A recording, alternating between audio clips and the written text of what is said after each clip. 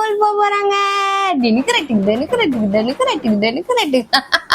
School வந்து பாத்தீங்கன்னா 10 மணில இருந்து 11 மணி வரைக்கும் 1 மணி நேரம் தான் ஸ்கூலு. ஆனா ஆஷா ஃபர்ஸ்ட் டைம் போறா. அவ எப்படி போறா தெரியல, அழுவாளா ஜாலியா இருப்பாளா ஒன்றுமே புரியல.